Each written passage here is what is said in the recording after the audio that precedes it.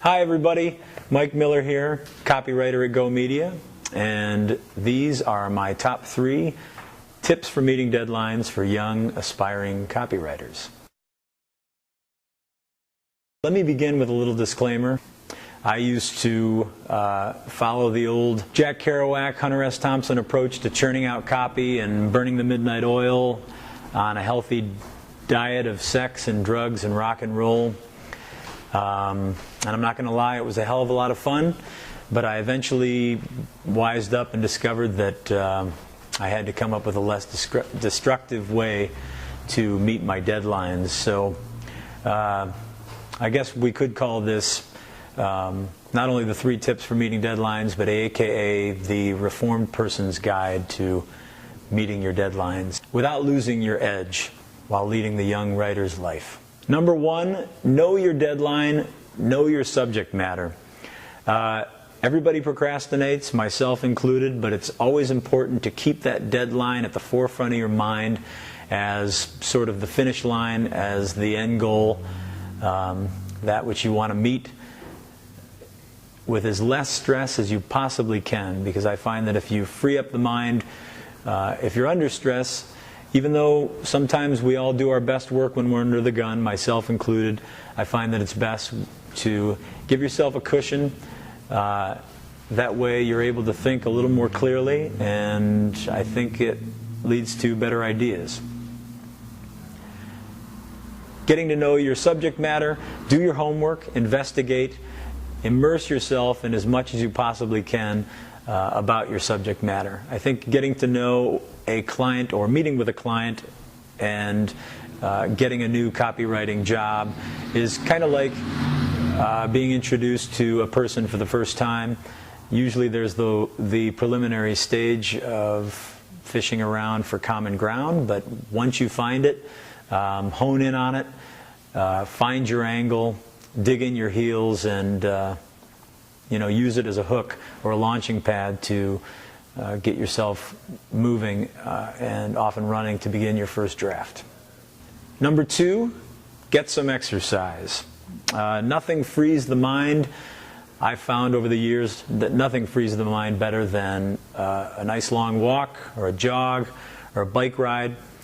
In fact, I had a college professor years ago who used to send us out to walk around campus to generate ideas, as she used to say. And at first I thought she was full of it, but I learned over the years that it's true. It is a great way to work things out and to flesh out ideas. As a matter of fact, I came up with this whole spiel, at least the first draft of it in my head, while on my morning walk.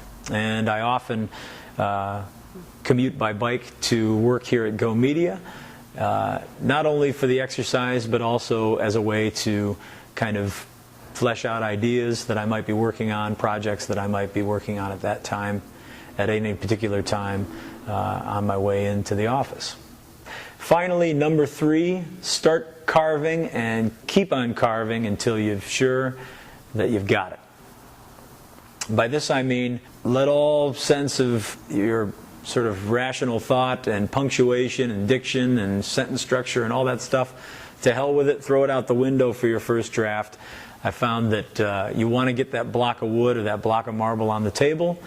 Best to just begin with what I like to call the brain dump or the brainstorm or the word vomit phase of drafting, which is the first draft.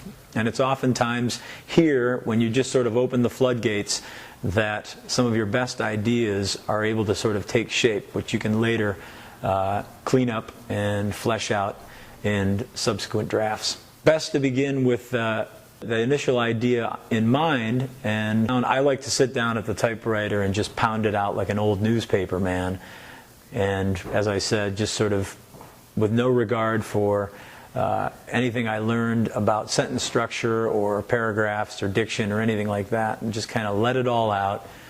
And then from there, the process of reading and rereading the initial draft and taking notes and continuing to carve that initial draft into a second draft, and then rereading that second draft, and so on and so forth, continuing to carve that until you eventually get to the final draft.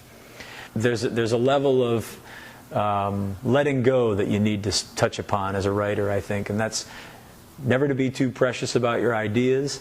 Don't be afraid to leave things on the cutting room floor.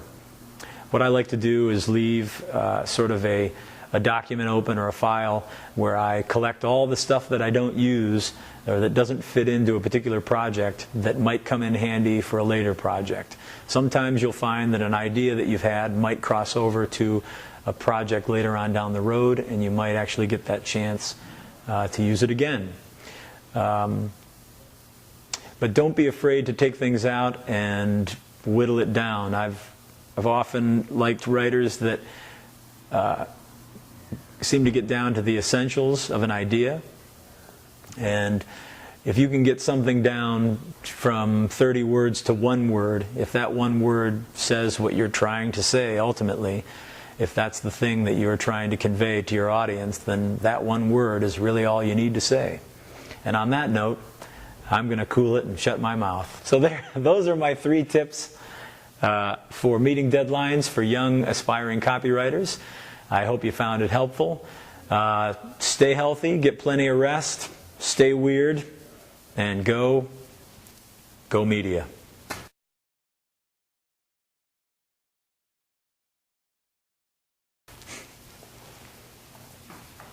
Okay, that was so good. You're putting me on.